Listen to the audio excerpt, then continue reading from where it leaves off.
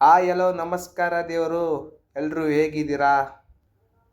ಕನ್ನಡ ಚಿತ್ರರಂಗಕ್ಕೆ ಎವರ್ಗ್ರೀನ್ ಎಂಬಂಥ ಮುಂಗಾರು ಮಳೆ ಸಿನಿಮಾ ನೀಡಿದ ಈ ಕೃಷ್ಣಪ್ಪ ಮತ್ತು ನಿರ್ದೇಶಕ ಯೋಗರಾಜ್ ಭಟ್ ಹಲವು ಸಿನಿಮಾಗಳ ನಂತರ ಮತ್ತೆ ಒಂದಾಗಿದ್ದಾರೆ.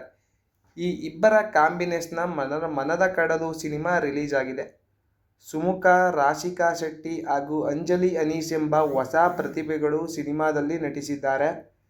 ಮುಂಗಾರು ಮಳೆ ನಿರ್ದೇಶಕ, ನಿರ್ಮಾಪಕ ಮತ್ತೆ ಒಂದಾಗಿದ್ದಾರೆ. ಹೀಗಾಗಿ ಮತ್ತೆ ಮುಂಗಾರು ಮಳೆಯಂಥ ಹಿಟ್ ಸಿನಿಮಾ ಚಿತ್ರ ನೋಡಬಹುದು ಎಂಬ ಹೋದ ಪ್ರೇಕ್ಷಕರಿಗೆ ನಿರಾಸೆಯಾಗಿದೆ.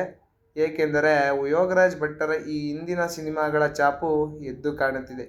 ನೀಲಿ ನೀಲಿ ಕಡಲು ಎಂಬ ಅರ್ಥಪೂರ್ಣ ಹಾಡಿನೊಂದಿಗೆ ಸಿನಿಮಾ ಆರಂಭವಾಗುತ್ತದೆ. MBS ವಿದ್ಯಾರ್ಥಿಗಳಾಗಿರುವ ಸುಮುಖ ತನ್ನ ವಿದ್ಯಾಭ್ಯಾಸವನ್ನು ಅರ್ಧಕ್ಕೆ ನಿಲ್ಲಿಸಿ ಏಕಾಏಕಿ ಕಾಲೇಜು ಬಿಟ್ಟು ಊರು ಸುತ್ತಲು ಹೋಗುವ ಬೇಜವಾಬ್ದಾರಿ ಯುವಕನ ಪಾತ್ರವನ್ನು ಕೇಂದ್ರವಾಗಿ ಇಟ್ಟುಕೊಂಡು ಈ ಸಿನಿಮಾ ಮಾಡಿದ್ದಾರೆ.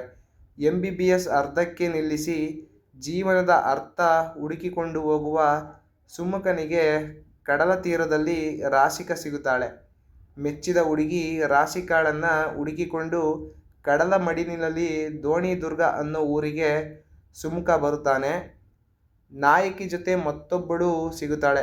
ಪುರಾತತ್ವ ಶಾಸ್ತ್ರಜ್ಞೆ ಅಂಜಲಿ ಪ್ರೀತಿಯ ಸಂಕೀರ್ಣತೆಗಳ ಬಗ್ಗೆ ರಾಶಿಕಾಗೆ ಎಚ್ಚರಿಕೆ ನೀಡುತ್ತಾಳೆ. ಆದರೆ ಕತೆ ತೆರೆದುಕೊಳ್ಳುವುದಂತೆ ಅವಳು ಕೂಡ ಸುಮುಖ ಮೇಲಿನ ತನ್ನದೇ ಆದ ಪ್ರೇಮ ಭಾವನೆಗಳಿಗೆ ಸಿಲುಕಿಕೊಳ್ಳುತ್ತಾಳೆ. ಅಲ್ಲಿಂದ ತ್ರಿಕೋನ ಪ್ರೇಮ ಕತೆಗೆ ಟರ್ನಿಂಗ್ ಸಿಗುತ್ತೆ. ರಂಗಾಯಣ ರಘು ಆದಿವಾಸಿ ಪಾತ್ರದಲ್ಲಿ ನಟಿಸಿದ್ದಾರೆ. ಗಿಬ್ರಿಸ್ ಭಾಷೆ ನಡೆಯುವ ಸನ್ನಿವೇಶಗಳಲ್ಲಿ ಭಟ್ಟರ ಹಿಂದಿನ ಸಿನಿಮಾಗಳನ್ನು ನೆನಪಿಗೆ ತರುತ್ತದೆ. ಮಳೆ, ಕಡಲು, ಪ್ರಕೃತಿ, ಹಸಿರು ಇವೆಲ್ಲ ಭಟ್ಟರ ಸಿನಿಮಾಗಳಲ್ಲಿ ಹೇರಳವಾಗಿರುತ್ತದೆ. ಅದೇ ರೀತಿಯ ಪುನರಾವರ್ತನೆ ಇಲ್ಲಿಯೂ ಇದೆ. ಆದರೆ ಸಿನಿಮಾದ ಯಾವುದೂ ಪಾತ್ರ ಬಿಡದಂತೆ ಮನದ ಕಡಲು ಕಾಡುವುದಿಲ್ಲ. ಎದೆ ಬಿರಿಯುವಷ್ಟು ಪ್ರೀತಿ ಇದ್ದರೂ ಮನ ತಣಿಯುವುದಿಲ್ಲ. ಯಾವ ಸನ್ನಿವೇಶದಲ್ಲೂ ಆವರಿಸಿಕೊಳ್ಳುವುದಿಲ್ಲ.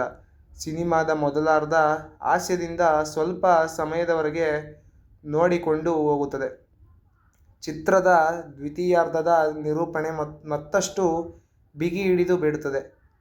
ಹೊಸ ಪ್ರತಿಭೆಗಳಿಗೆ ಸದಾ ಮಣೆ ಹಾಕುವ ಭಟ್ಟರು ಮನದ ಕಡಲು ಸಿನಿಮಾದಲ್ಲಿ 3 ಹೊಸಬರಿಗೆ ಅವಕಾಶ ನೀಡಿದ್ದಾರೆ. ಆದರೆ ಅವರ ಪಾತ್ರದಲ್ಲಿ ಮತ್ತಷ್ಟು ಅನುಭವಿಸಲು ನಟನೆಯಲ್ಲಿ ಪಕ್ವವಾಗಬೇಕು. ಎಂದಿನಂತೆ ರಂಗಾಯಣ ರಘು ತಮ್ಮ ಹಾಸ್ಯದಿಂದ ನಗು ಮೂಡಿಸುತ್ತಾರೆ. ಯೋಗರಾಜ್ ಭಟ್ ಅವರು ದೀರ್ಘಕಾಲದ ಸಂಗೀತ ಮಿತ್ರ ಹರೀಶ್ ಕೃಷ್ಣ ಅವರ ಮ್ಯೂಸಿಕ್ ಭಾವನಾತ್ಮಕ ಏರಿಳಿತಕ್ಕೆ ಪೂರಕವಾಗುತ್ತದೆ. ಸಂತೋಷ್ ರೈ ಪಾತ್ರಕ್ಕೆ ಛಾಯಾಗ್ರಹಣ, ಸಮುದ್ರ ಪರ್ವತ ಮತ್ತು ಹಚ್ಚ ಹಸಿರಿನ ಉಸಿರುಗಟ್ಟುವ ಸೌಂದರ್ಯವನ್ನು ಸೊಗಸಾಗಿ ಸೆರೆಹಿಡಿಯುತ್ತದೆ. ಈ ನೈಸರ್ಗಿಕ ಅಂಶಗಳು ಚಿತ್ರದ ಪ್ಲಸ್ ಪಾಯಿಂಟ್. ಉಳಿದಂತೆ ಯಾವುದೇ ಸನ್ನಿವೇಶ ಕೂಡ ಮನಸ್ಸಲ್ಲಿ ಉಳಿಯುವುದಿಲ್ಲ.